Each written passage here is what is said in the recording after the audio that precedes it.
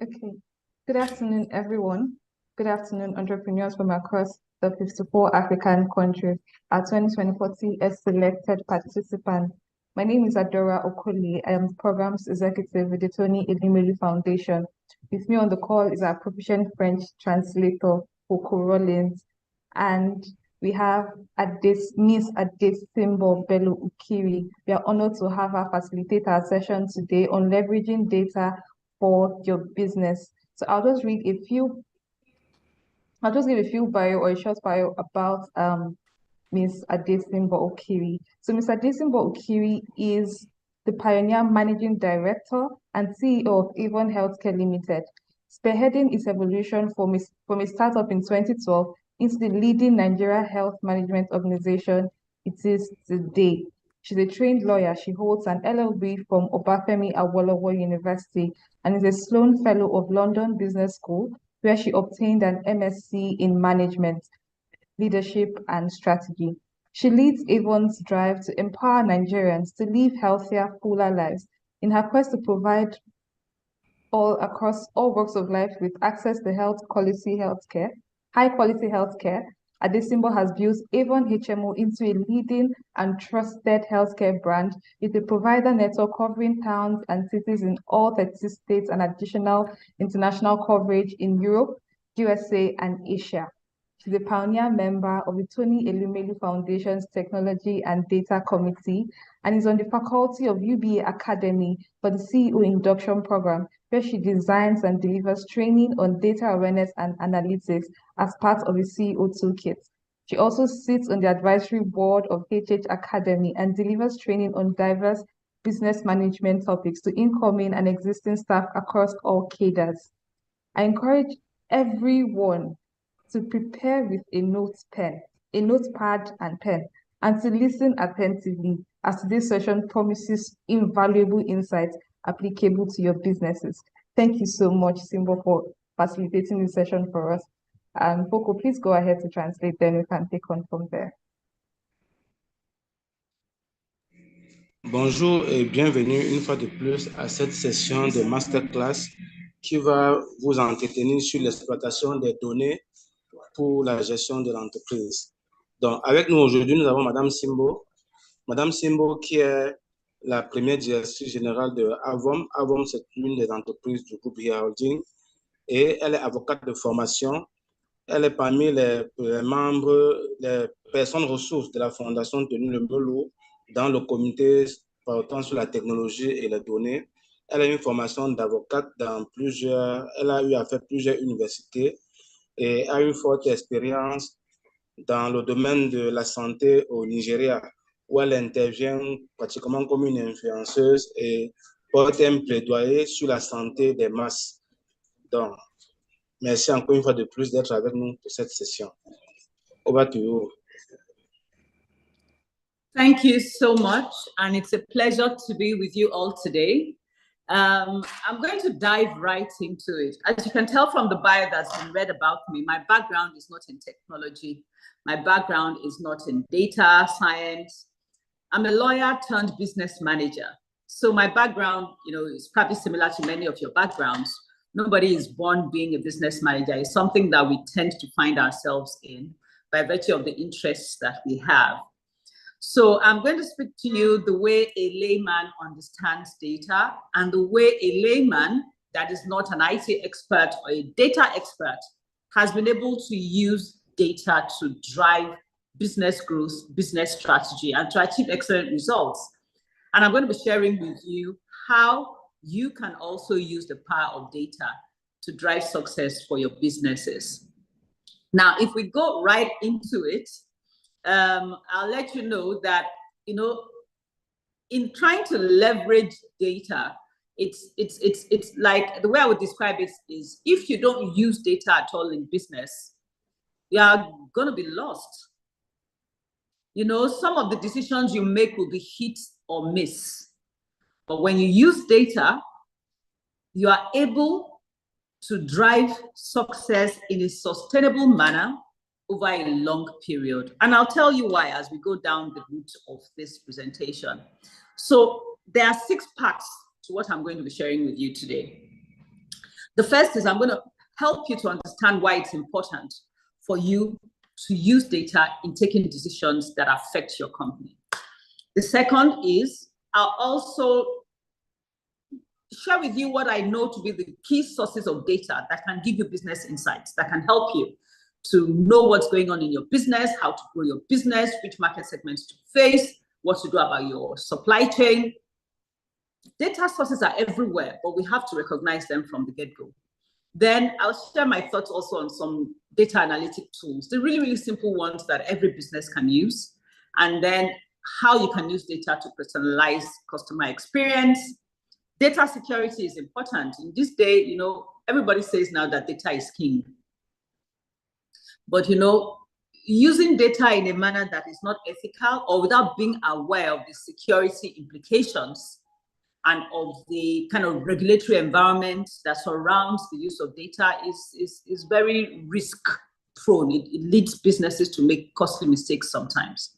And then maybe we'll look at one or two case studies if we have the time to do so. So if we go to the first one, which is understanding the importance of data in driving decision making. You know, first is that when you use data, you can actually take decisions that will help you to move your business forward in the right direction. I have an example to give you on this. If we move to the next slide, you'll see that I said the first point to note is utilizing data to drive informed decisions. A live example for me that I can share with you is there was a time when myself and a couple of other colleagues were working on a consulting assignment for a coffee chain in London. And all of us, when we had the first series of interviews with the management of this coffee chain, they gave us an idea of who they thought their ideal customer was, that, you know, their customer base, they gave us the demography and the psychography of who they thought their customer was, describing a certain age, describing a certain lifestyle. Then we said, you know what, before we start acting on that, why don't we just capture the data of people as they come in for about a week, and then we can tell you who your typical customer is. Do you know that by the time we sat in their stores and had people take down the data of people that were coming in, who they thought their customer was totally different from what they thought their customer was. They were wrong about the age. Majority of their customers were not in the age group that they had given us. They were wrong about the income level. Majority of their customers belonged to another income group. They were wrong also about the psychography of their customers. Most of their customers were not coming into the cafe and buying drinks, coffee, tea, etc., because of a lifestyle thing. They were buying it because it was convenient. Most of their customers were actually located within the vicinity of where their stores were located. And if we had acted and carried out the consulting assignment based on the view they had given us of who their customer was, they'd have missed it completely, and they would have invested in a customer segment that didn't really exist for them. So using data to make informed decisions is actually critical. Then also you can use data to improve operational efficiency. It can reduce your cost of serving your customers. It can enhance the efficiency with which you serve them, even beyond cost, and lead to increased customer satisfaction. Then, of course, I mean, following a strategy of coming up with a strategy without basing it on insights derived from data is a very risky way to do business. It's insights from data that will provide you with key, information that will enable you carve something for your company that will give you a competitive advantage over your competitors. Data will also help you to identify growth opportunities. So in implementing marketing strategies, if I move on very quickly to the next point, data is crucial because then you can personalize your marketing efforts. So if, for example, you have a customer base that is made up of, I can use healthcare as a good example because I'm in healthcare. So we know a certain percentage of people within our customer base are women in childbearing age, many of whom are yet to have children or have only one child. or 2 children. So the kind of healthcare information, the kind of health management information we will give them will be different. It will be targeted at women of that age and the kind of gynecological issues that women of that age face. That will make them believe that we truly care about them. We know them. They will feel seen. If we have a competitor that is sending generalized healthcare information to everybody on their customer base, that kind of competitor will not achieve the kind of bonding and closeness that we will achieve with our own customers, because we have taken the extra step of segmenting the customer base that we have based on data that is available about who these customers are. You know, also targeted customer acquisition. In strategy, we say if you have a strategy that approaches and faces everybody, then you don't have a strategy. There can't be a strategy that says everybody is your target customer. A strategy has to define the kind of customer you're looking for. You can have primary customer and secondary customer, but how are you going to define your target customer if you don't have data? So this is why data is also important. In addition to that, you want to be able to track that your marketing efforts are yielding the right results.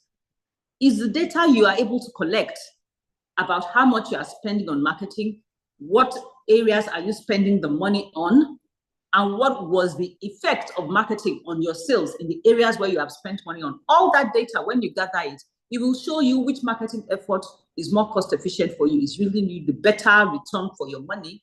In marketing, you know, we talk about ROI, return on investment, all the time. So data helps you to improve this as well.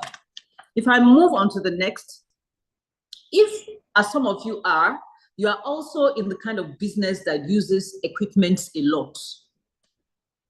So perhaps you're into mechanized farming, perhaps you use drones to do something, I'm not sure. If your kind of business uses equipment, you know, with equipment, there's always downtime, there are breakdowns, there's services that need to be performed on those equipment. Data analytics can help you to prevent having downtimes, because based on the data you keep about usage of the equipment, then you can predict when servicing will be due, you can predict when certain parts will be worn out.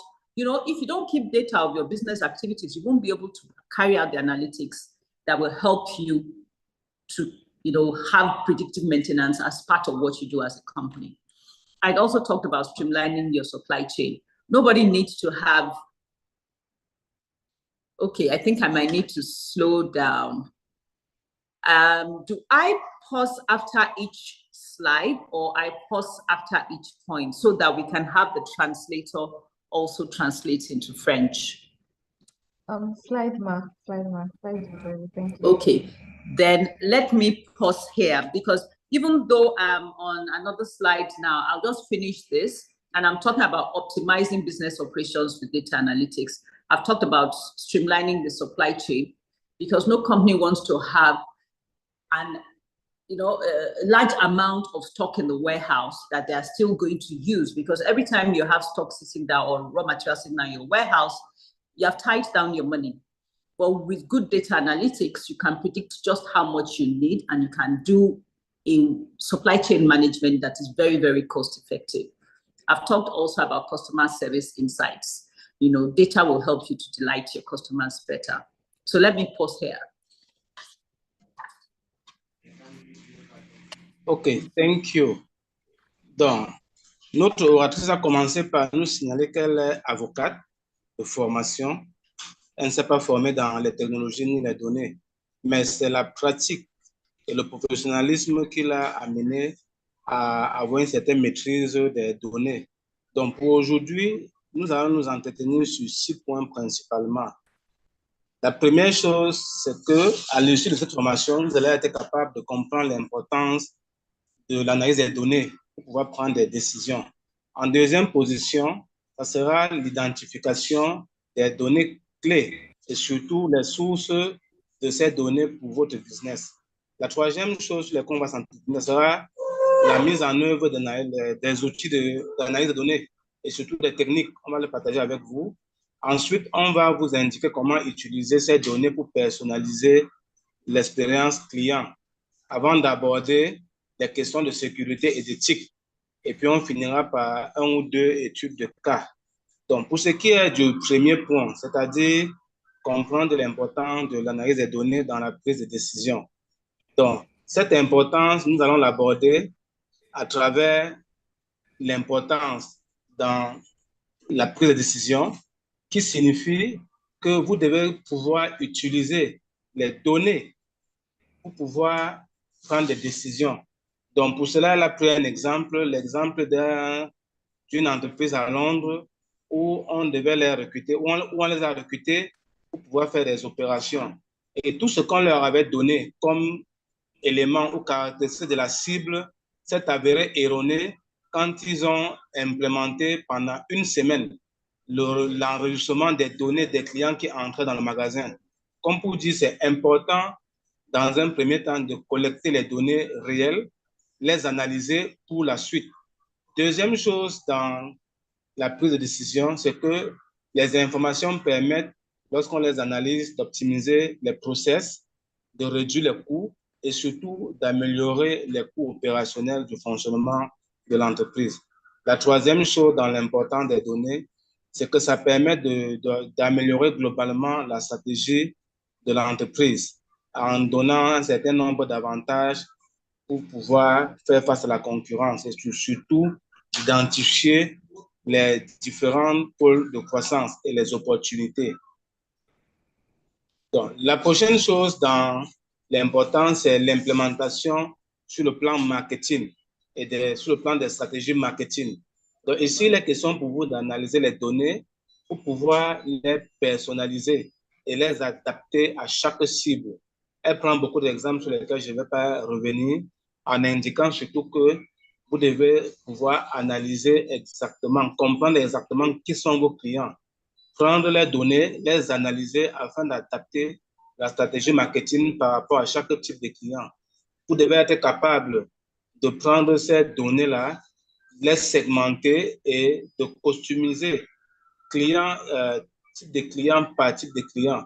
Ça va vous aider à identifier exactement quels sont les besoins de chaque catégorie de votre clientèle. Et enfin, sur ce point, vous devez pouvoir mesurer tout ce qui est donné. Donc, vous pouvez pouvoir mettre en place les mesures marketing de l'efficacité de ces données. Et pour cela, vous devez rendre disponibles les résultats à chaque temps que vous analysez les données afin de pouvoir mieux gérer votre entreprise. Et pour finir, dans l'optimisation des opérations à travers l'analyse des données, c'est le slide qui est affiché à l'écran. Vous devez être capable d'utiliser ces données pour prédire, par exemple, la maintenance de vos machines. Ça, c'est sur le plan opérationnel. Vous devez pouvoir analyser les données pour pouvoir gérer l'approvisionnement, le supply chain. Donc, comment est-ce qu'on s'approvisionne en matières premières? Comment est-ce qu'on gère la logistique de son entreprise? Ce sont l'analyse de ces données-là sur le matériel qui vous permet d'optimiser tout ce matériel. Et enfin, vous devez pouvoir améliorer le service après-vente. Donc, la relation client, l'améliorer à travers toujours l'analyse des préférences et des besoins des clients. Over to you.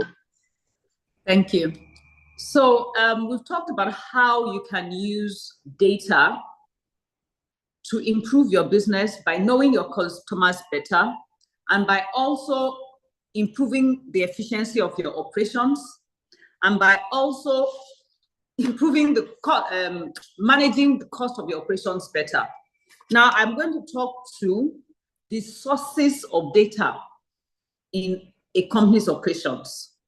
Every day, as people are working, they are generating data. And these data sources are useful for different kinds of things. So this next part of the presentation is about the sources of data. Now, if I go to the next slide, I'll talk about the first source of data that you can have, no matter what kind of business you are in, is customer feedback and surveys.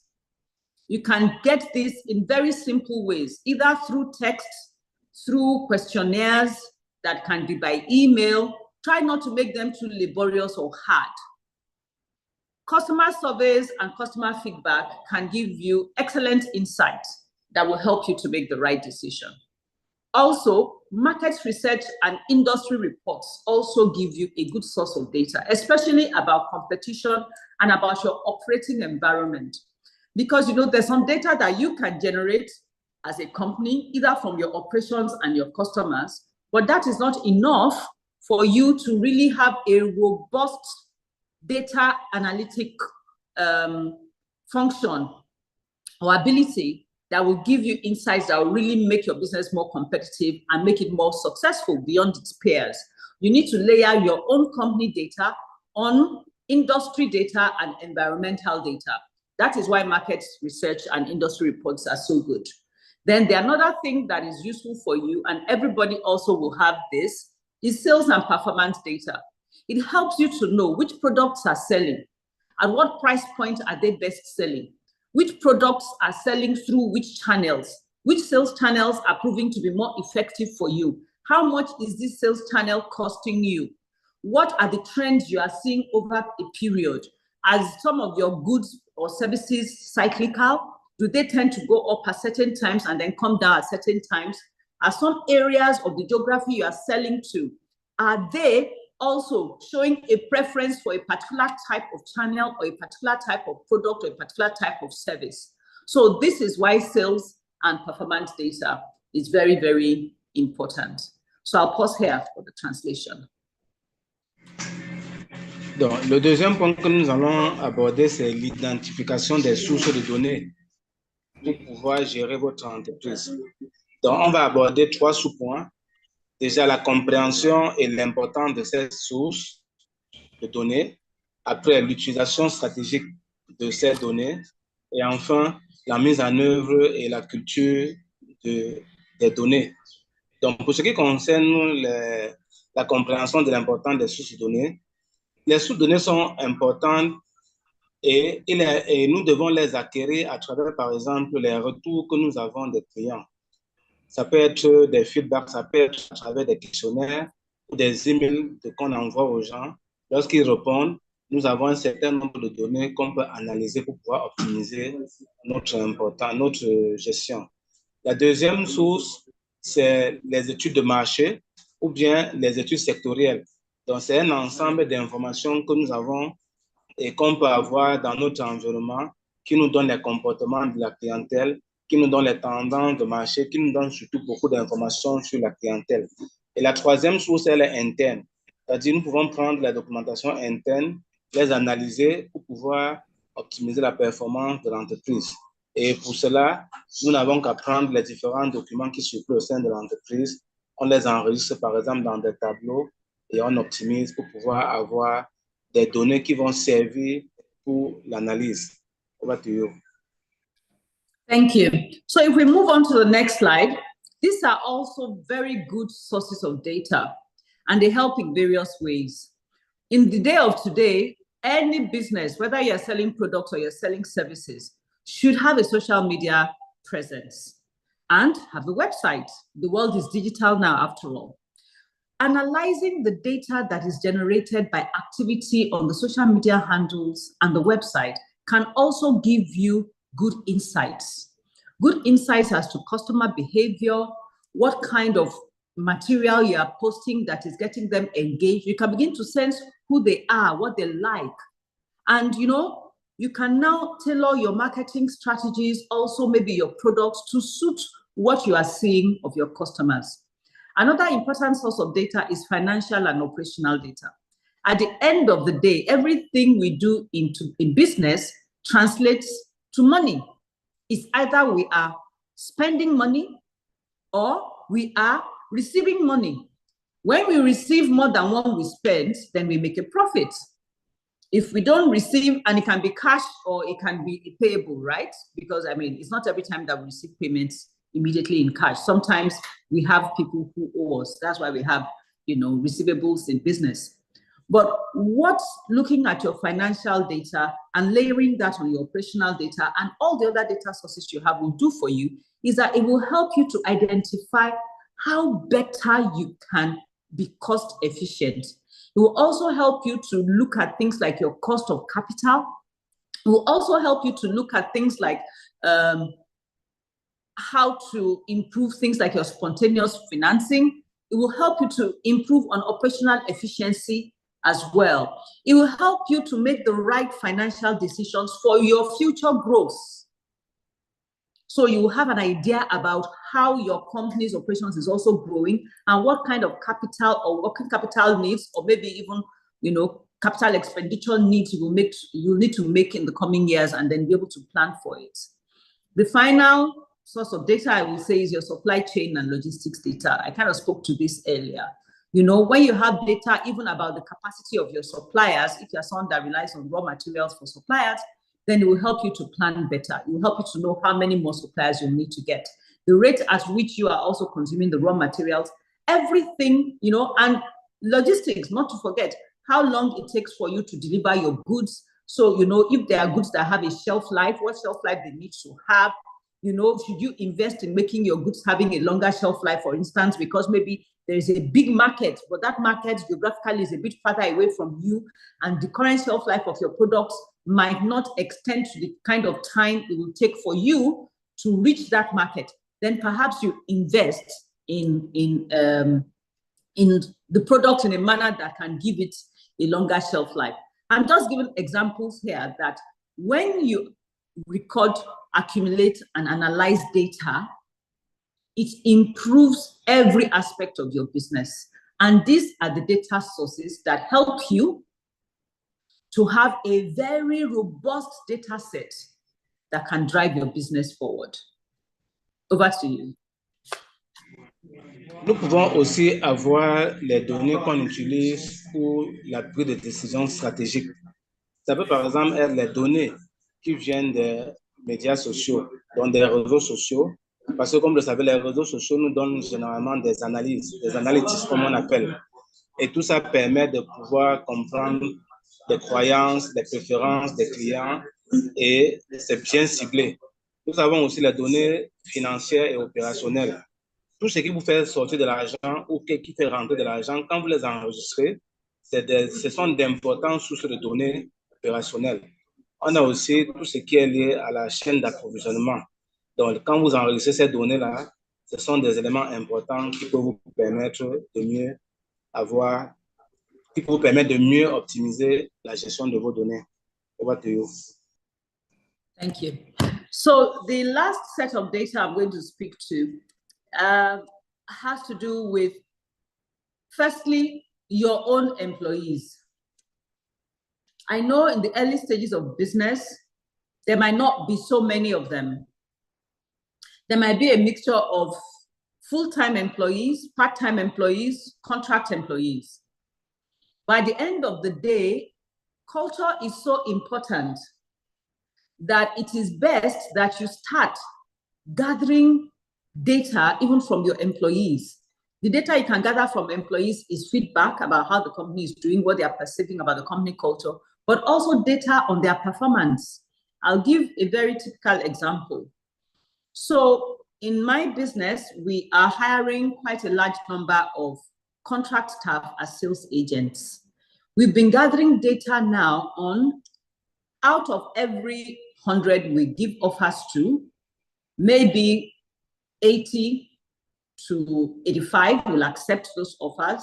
Out of the 80 to 85 that accepts the offers, once we put them through a boot camp of training, another maybe 5% will drop off, leaving us with maybe 75, 70 or 85%. After the boot camp training, then they start working, they start selling. We discovered that it takes them about 2 months before they make their first sale, because they are still learning the ropes. The majority will make their first significant sale in the 2nd month or in the 3rd month. And by the 3rd month, a certain percentage has made 0 sales. We put them on what we call performance improvement. And thereafter, if by month 4, the person hasn't sold, then we let the people go if they haven't sold anything at all.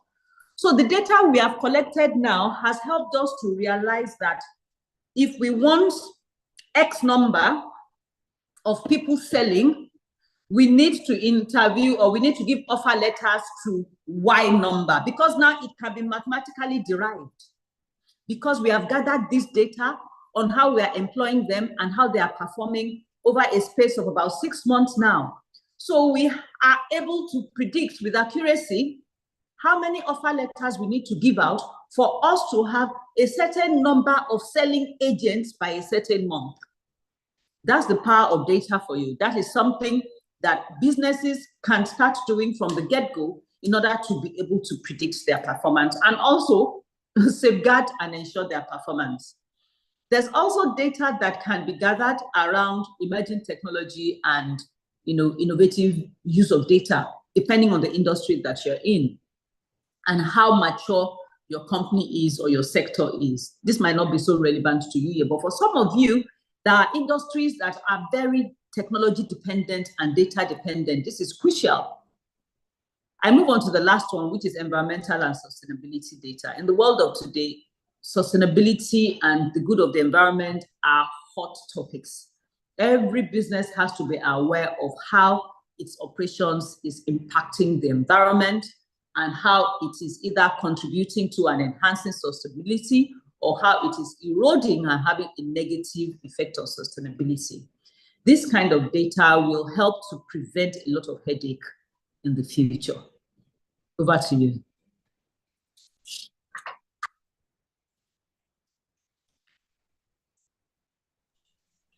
Hello. Yes. Donc, nous pouvons aussi mettre en place une culture de données qui peut venir de 3 sources. Ça peut être des employés, ça peut être des technologies, tout comme ça peut être de l'environnement. Concernant les employés, il est important de souvent leur poser des questions sur leur avis concernant l'entreprise. Ça peut être leur satisfaction personnelle. Et toutes ces données ou des informations qu'ils nous donnent doivent nous être utiles pour pouvoir analyser et mieux gérer l'entreprise. On peut aussi se fonder sur les technologies émergentes et les données de l'innovation. Ça permet donc de pouvoir avoir les tendances de marché, de pouvoir comprendre le comportement de la technologie vis-à-vis de notre business, surtout de comprendre la position des concurrents. Et pour finir, il y a aussi les données qui sont liées à l'environnement et la durabilité. C'est important de les collecter parce que ça va toujours aider pour l'analyse des données qui vont améliorer la gestion de l'entreprise. Thank you. Thank you very much. So the next part of my presentation with you today is going to talk about data analytics tools and techniques and what you need at this stage of your business. So if we go straight to the next slide, I'll keep it really, really simple. At this stage, all you probably need is Excel. That's the logo for Excel right on your top hand corner. For some of you, you might find it beneficial to add Power BI to that. And perhaps for some that are in industries that are really very heavily technology and data dependent, maybe Python.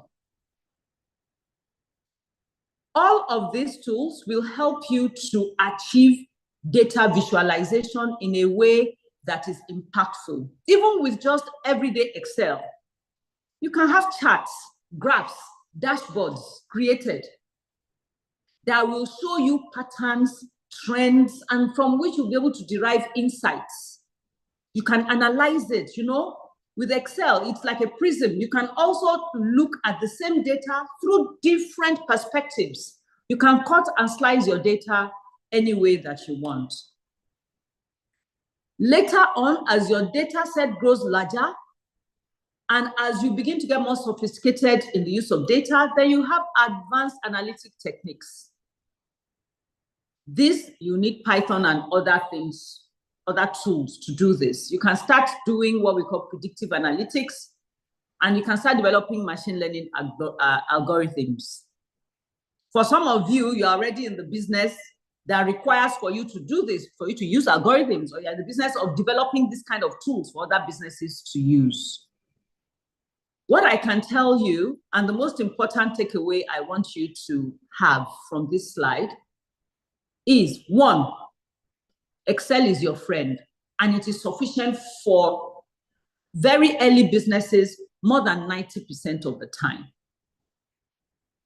True, it's never too early to start accumulating and recording your data. Excel is simple enough for everybody to be able to learn and use. The sooner you start keeping data in your company, the more a competitive edge you will have over your competitors, because your own decisions, your own strategies, your own activities will be based on evidence, on insights that come from actual activities of the past. And before time, you start being able to predict your future as well. So if I move on to what is almost the final part of my presentation, that is utilizing data to personalize customer experience. At the beginning, I mentioned, how just segmenting the customer base. If we look at, the next slide, you'll see the three things I have put here. When you look at your customers, you will find out that you can segment them. You can segment them based on socio-economic parameters. You can segment them based on location. You can segment them based on what we call psychographics, their psychological behaviors. Being able to segment customers will begin to show you that there might be clusters of customers that have similar needs, similar values, similar pricing, elasticities, etc., etc., etc. And it makes you have more targeted approach with your product, with your services, and the way you engage with these customers in order for them to bond better and have more loyalty to your own products and services. Also, customer journey mapping is another thing that you can do with data.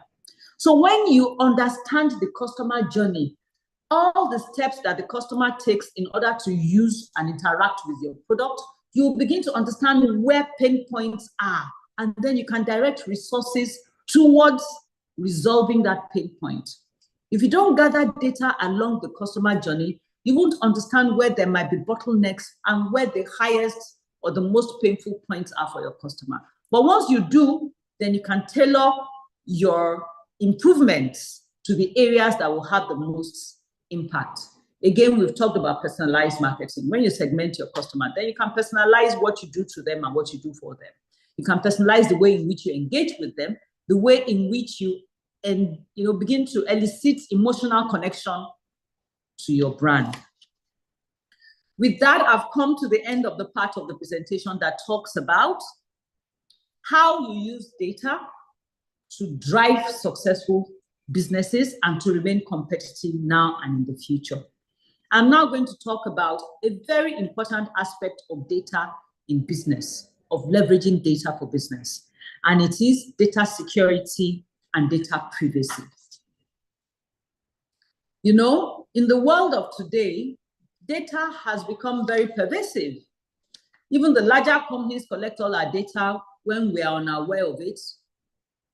In Europe, in America, you have all kinds of regulatory and even, what I will call government-sponsored inquisitions, if you want to use that word, on the use of data by these big tech companies. Data protection regulations are now being enhanced in most countries across the world. Or perhaps, if we move to the next slide, because I'm already diving into it one by one, this just shows the 4 areas that I want to cover. So the first is data protection regulations. You all need to understand what data protection regulations are existing where you operate so that you don't run foul of the law. Some countries have more advanced data protection regulations than others, but every country has some level of regulations and law around the use of data. In addition, data privacy is a huge thing. Everybody wants the data being collected around them to be protected. And everybody wants to be aware of what data is being collected about their activities. So every company has to implement robust data security measures. So you don't have hackers hacking into your company system and then exposing all your confidential data that you have about your customers. Nobody wants to see where they live, their account number, being suddenly open information that the public has access to. That's why data security measures, access control measures, and regular audits have to be a part of any company that is using data. Then trust. You know, consumers have to trust that when they give you their data, you protect it well and you will use it for only the intention for which you collected it. So please respect that trust that customers have in you by giving you their data. I was discussing with someone today, and I was saying I bought something from a certain, entrepreneur online, and now I'm due to be given a refund, but I'm hesitant about providing my account details. That I'm not sure this company has demonstrated enough to me that if I give them my account details, then my account details that I've given to them will be protected well enough. Because I don't want some stranger sending, money into my account that will put me into trouble when they're in a fix. I've heard stories about that happening to people. So customer trust is very, very important. Then, because accidents can happen, I believe everybody that is collecting and using data should have some plan in place in case there is a breach of data in their organization. What are they going to do? How are they going to assure customers that they are taking the right steps to retrieve the data and to shut down all the public places where the data is being exposed? So, most companies will need help with this because, most companies have not invested heavily enough in doing this on their own, but there are other companies that provide this as a service. And for all I know, even amongst the audience, we might have companies that are providing this as a service. So these are things that any company utilizing data and leveraging data for their business, these 4 key areas must be areas that are uppermost on your mind. Over to you. Thank you very much. Donc, en troisième point de notre présentation de ce jour, nous avons abordé les outils et les techniques d'analyse de données. Donc, ces outils, on les a affichés à l'écran. On a commencé par citer Excel. Et elle a dit Excel doit être vraiment notre ami. Et qu'il n'est jamais très tôt pour commencer à enregistrer des données. Il n'est jamais très tôt pour une entreprise. Ça veut dire qu'aussitôt que vous pouvez enregistrer vos données, faites-le parce que ça va être utile. Donc, vous avez des outils comme Excel, vous avez Power BI, on a Python pour les entreprises industrielles et Apache Spark. Donc, tout ça va dépendre.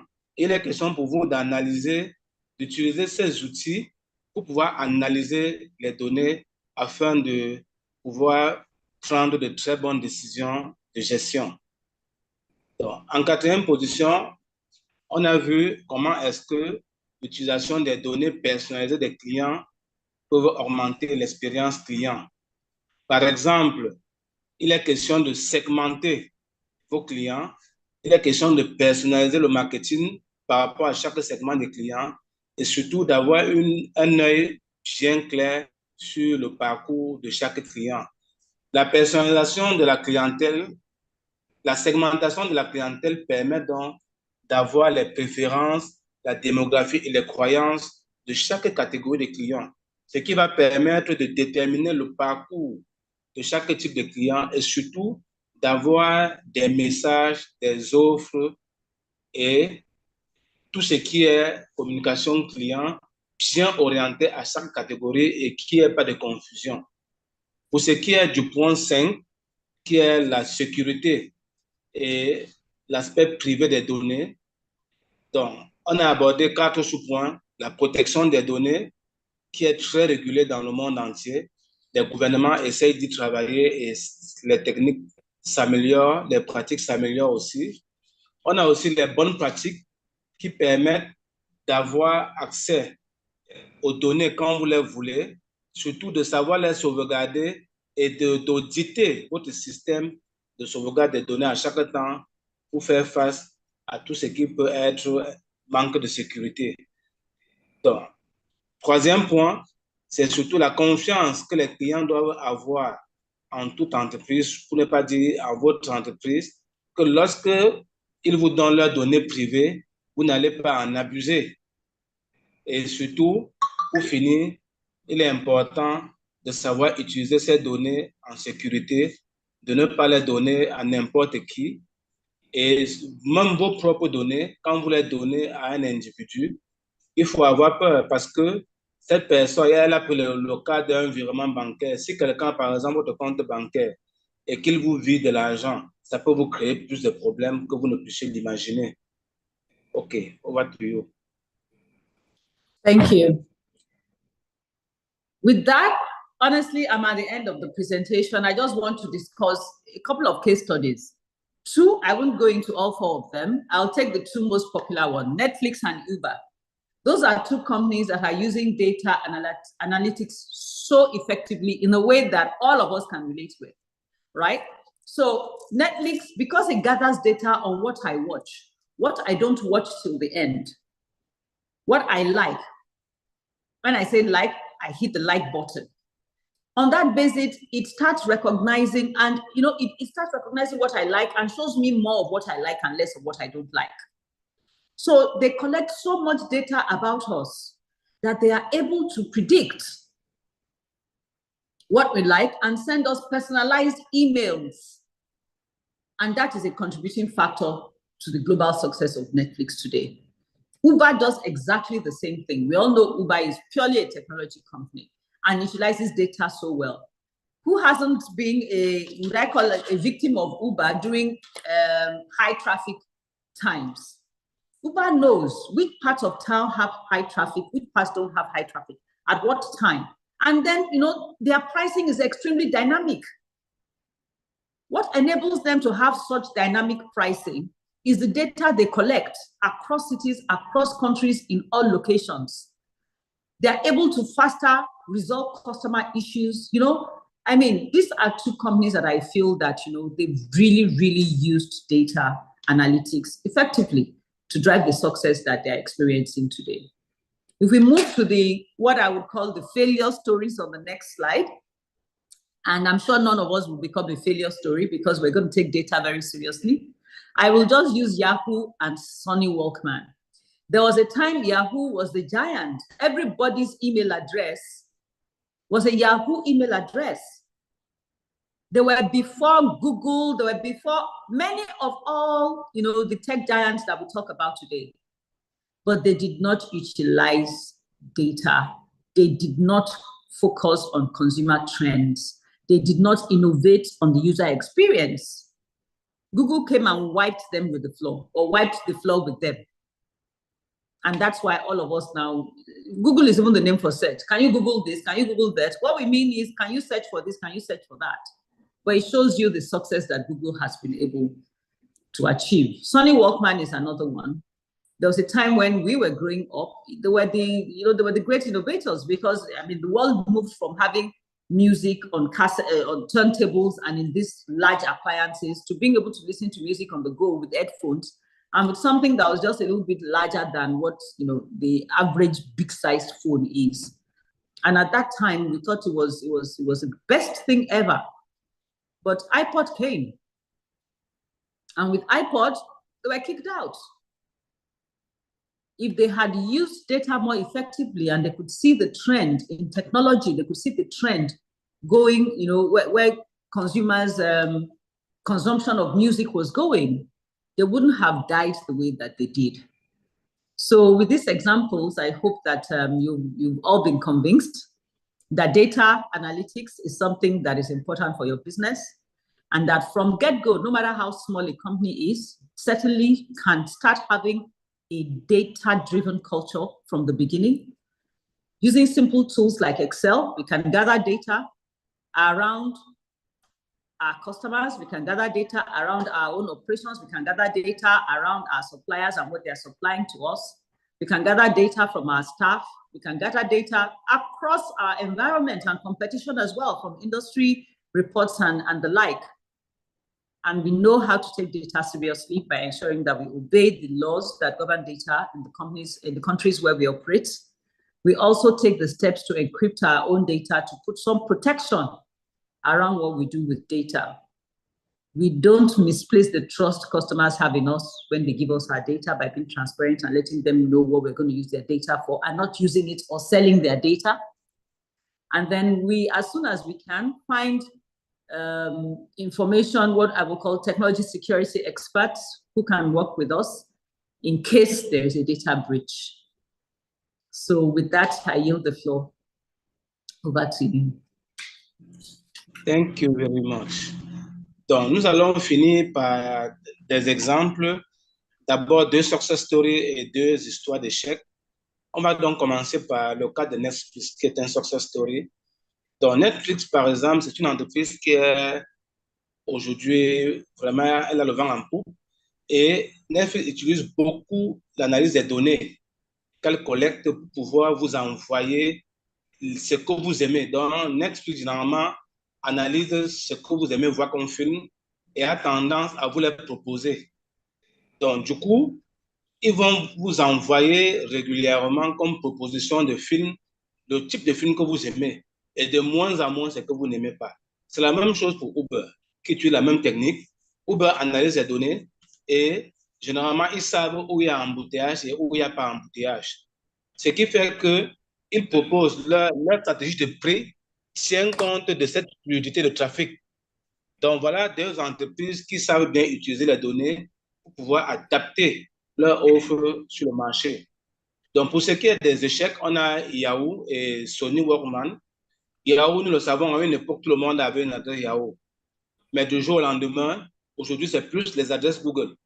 Parce que Yahoo n'a pas su analyser ces données pour pouvoir s'adapter aux tendances du marché, aux tendances du consommateur. Ce qui fait qu'aujourd'hui, les gens utilisent plus Google. Pareil pour les Walkman. Sony n'a pas su, à l'époque, comprendre qu'il fallait s'adapter aux tendances des nouvelles technologies. Et on a rapidement vu que les iPods ont poussé Sony Walkman, les Walkman hors du marché. Et aujourd'hui, nous savons ce que ça a donné. Les Walkman n'existent plus. Et c'est la nouvelle technologie qui a pris le pas sur toute autre chose. Donc, voilà un ensemble de choses qu'on voulait échanger avec vous aujourd'hui. Et on espère que vous les avez bien appréciées, surtout que vous allez savoir tirer parti des données et surtout de leur analyse. Thank you. Over to you. Thank you very much. This is the final slide. And I've come to the end of my presentation to you today on leveraging data. I hope you've been able to take some cogent points away. And if you have any questions for me, I don't know how much time do we have for questions? I'll take them now. Okay, we have about 10 minutes for questions, 5 to 10 minutes for questions. Okay. So I'll be reading out the questions from the comments on YouTube. I'll also take some comments we got from the entrepreneurs because they are overwhelmed with gratitude and thanks for this insightful session. So from Oluwatosi Esther Oluwosile, she said, "Thank you, Ma, for this session. I didn't really think before now that data can make Oma a business. Thanks for the session." Honeyvale said, "What an eye-opening session today. Thank you so much, Ma." Alik Israel said I invited a friend to this session. He's appreciating the knowledge he's getting from this program. This program is all designed for a great impact. I am also learning a lot. Thank you, Ma. So I'll go straight into the questions before then Poco can translate and take on from there. So this question is from Bertrand. What impact does the use of data have for startup? The second question from Useni. What are the key steps developing a data-driven business strategy? These are the questions. My Foco translates, then you can take on from there.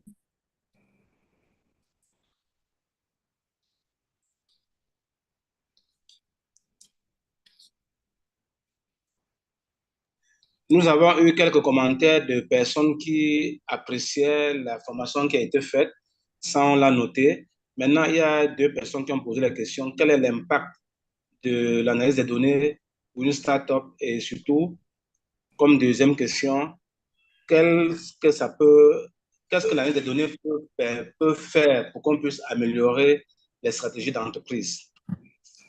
Over to you. Thank you. So the first question, what is the use of data for a startup? I have to tell you that the company I now lead was once a startup. This company started in 2012 with just myself and the license that was procured for the company's operations to commence. And then I hired one person, and then 2 people, and then 4 people, and then 10 people, and then 20, and then now we're over 200, and we have a turnover that is over 10 billion naira. Okay? So, but I can tell you that from the very beginning, I decided that data was going to be one of the pillars of competitive advantage for the company when there was just like 3 of us. The use of data for startup is that when you start up a company with an appreciation of how much value data will deliver to you, then you start gathering your data from day one. And like I said, you can use Excel. As a startup, data is what will even help you to spend the little money you have most efficiently. As a startup, data is what will let you know how to continuously tweak your products and services so that it is more in tune with what your customers want. Customer feedback and customer surveys, like I said, is invaluable data for you as a startup. The data around who your consumers are is also invaluable data for you as a startup. When we say know your customer, how are you going to know your customer if you don't have any data, you don't keep any data on them? Even purchasing patterns of your customer is your data that will tell you. So these are, everything I've said today pertains also to startups. Using data to plan your supply chain, using data to be more financially effective. So data is crucial for a startup. And the reason why startups even, I believe, are better positioned to take the most advantage of the opportunities that data presents is because you are so small, you don't have a lot of data yet. It's easier for you to incorporate a data-driven culture from the beginning than for you to try and incorporate it halfway through when you're already becoming a big company. Then it's very hard. Over to you. Donc, pour la première question sur l'importance des données pour une startup, elle a pris l'exemple sur Avom, sur sa propre entreprise. Donc, elle dit, la société, quand on a eu l'agrément, la société avait un seul employé elle-même. Après, il y a eu 2 employés. Après, il y a eu 3, il y a eu 10, il y a eu 30. Aujourd'hui, ils sont environ 200 employés dans l'entreprise. Alors, elle nous dit que c'est l'analyse des données qui l'a aidé à conduire l'entreprise à ce jour. Parce que dès le début, elle avait commencé à enregistrer les données et les analyser. Au préalable, les collecter, on vous a indiqué comment est-ce qu'on identifie les sources. Elle les a collectées, elle les a analysées, ce qui a permis qu'aujourd'hui, ce soit une grande entreprise qui fait 10 milliards de naira en termes de chiffre d'affaires. Donc, maintenant, on vous dit, Excel, c'est un outil formidable que vous devez pouvoir utiliser lorsque vous démarrez votre entreprise. Tout ce que vous faites, vous devez enregistrer, ça va vous aider pour la croissance de votre entreprise. Over to you. Thank you. So the next question, what are the first steps to developing a data strategy?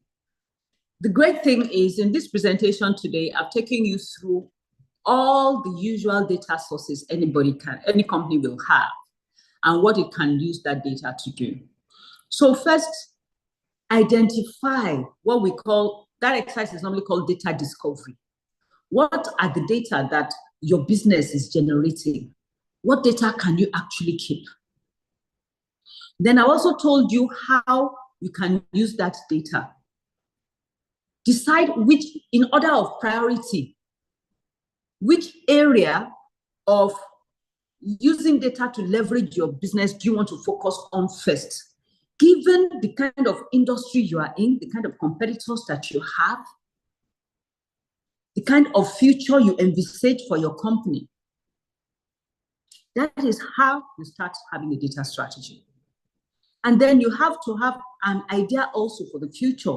that, okay, I will start with these areas of my business because I need insights about this and this and these areas. But I'll also be developing, because you know the business is not going to be static and the environment is not also going to be stationary. So your strategy has to be one that is an evolving one that covers you. Try and have a strategy, a data strategy that covers you for the next maybe 3 to 5 years. Don't just have a data strategy for today. Because many of the businesses we're talking to today are businesses that are still in the infancy stage. I would say at least have a data strategy for over the next 2 to 3 years. So know what you want to use the data to achieve. And we've spoken extensively today about the different types of data sources and what use they can be to you in leveraging and driving success for your business. So that is what then will enable you come up with your strategy. Over to you. OK, thank you. Donc, les étapes pour mettre en place une stratégie dans les données. Donc, à travers ce masterclass, on vous a donné un certain nombre d'éléments clés. Ce sont ces éléments clés qui doivent vous aider à mettre en place une stratégie de données. Au départ, vous devez déjà savoir où est-ce que vous allez. Quelles vont être vos cibles? On vous a parlé de la segmentation du marché, la segmentation de la clientèle, l'identification des différentes sources. Si vous êtes conscient de où vous allez partir, où vous allez, à vous maintenant de mettre en place les techniques, d'utiliser les outils pour pouvoir collecter les données, les analyser. Mais au préalable aussi, il est important pour vous de pouvoir faire des projections sur minimum 3 à 5 ans. Donc, vous devez savoir où vous partez, quel est le type de clientèle que vous visez, et ça vous aide à mettre en place les outils de collecte de données et surtout d'analyse de ces données-là afin de pouvoir atteindre vos objectifs et surtout pouvoir les suivre au fur et à mesure afin aussi d'adapter la stratégie que vous avez mis en place aux résultats qui sont atteints sur le terrain. Thank you.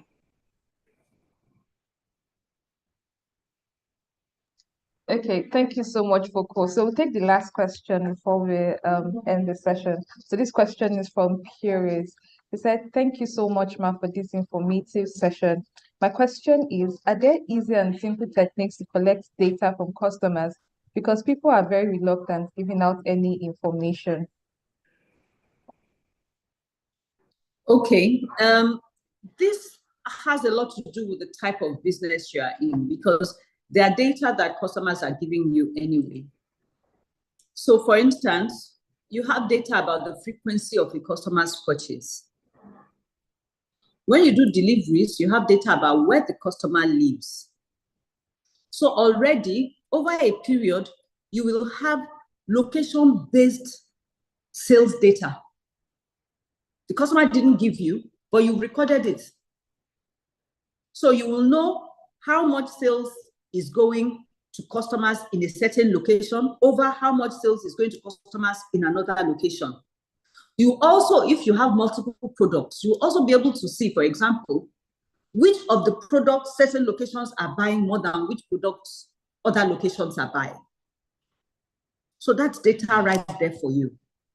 The data is generated through the normal course of your activity, not that you are asking them. I don't know whether what I'm saying is sinking. So it is data that you generate through the normal course of your activity. That's the most data the average startup can hope to have. So you have data already around how people are reacting to your pricing. For you as well, you can collect data on surveys and feedback, like I said. Rate us on a scale of 1 to 3, how did you like this product? That's data you are collecting from everybody that has bought from you. And do you mind telling us whether you are male or female and which age group you belong to? And you do promo for people who fill the survey completely. So for every survey, you can ask, please indicate whether you are male or female, so you will know. Some you can ask, please indicate if you are buying this present for yourself or you are buying it for somebody else, so you will know. So these are the kind of data that you can collect in the normal course of your business. From time to time, you can run promos that inserted in the promos you are running are questions that will elicit the kind of data that your business needs.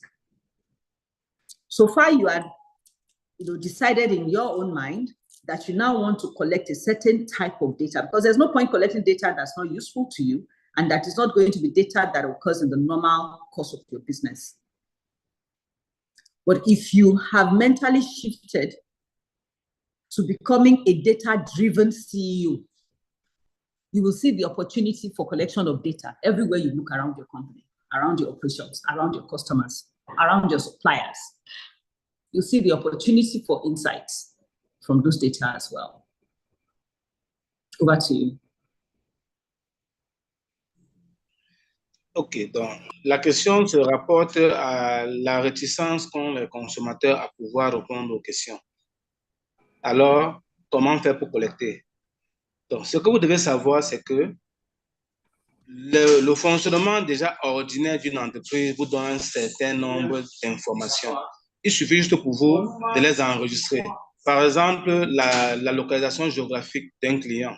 Quand vous partez livrer le client, c'est simple, vous enregistrez. Aujourd'hui, on a les outils comme le GPS qui vous donne automatiquement le point où la personne se trouve. Et du coup, après une certaine période, vous pouvez analyser le nombre de produits qui ont été livrés dans une zone géographique spécifique.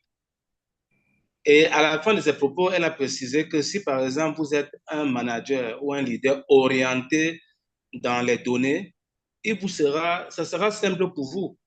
À travers les données que le fournisseur vous donne automatiquement, les données des clients, les données des prestataires, les données des employés. Il faut juste les enregistrer et les analyser à travers Excel. Voilà, il y a des techniques qui sont propres. Au-delà de ça, on vous a aussi parlé des feedbacks. Donc, rarement un client va refuser de vous dire s'il est de sexe féminin ou s'il est de sexe masculin. Donc, ce sont des données qui sont simples comme le nom.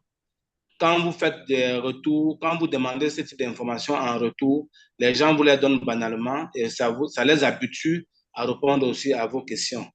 Et vous devez savoir que quelles que soient les données que vous demandez, il y a surtout le taux de conversion. Donc, ce n'est pas tout le monde qui répond. Il y a le taux de personnes qui répondent aux questions. À vous d'élargir votre champ de cible à un questionnaire pour pouvoir avoir un minimum d'informations requises. Thank you. What do you? Okay, thank you so much. Amma, do you have any parting words for us before we end this session? Yeah, I think I'll just like to say that at the end of the day, the magic starts first from the head and the heart. Being a data-driven organization in the world of today is not a luxury. Any organization that is not data-driven will inevitably die faster than others, because many organizations will die in the coming years. Data analytics, the use of algorithms, machine learning, this is our future. This is the future of our world. Everybody that is starting a company in today's world has to be able to embrace data and as quickly as possible has to be able to familiarize themselves with the use of data and what data can do. And everybody gets better at it. Even us as a company and me as a person, when I started this company, I had very little data knowledge or data exposure. I was, like I said, I'm just a lawyer turned business manager. I didn't read IT, I didn't read technology, but I realized very quickly, 12 years ago, that data and analytics was going to be an important thing in the future, and that if I could harness it, it will position my company miles above its peers, its competitors. And we started very simply. We started with Excel.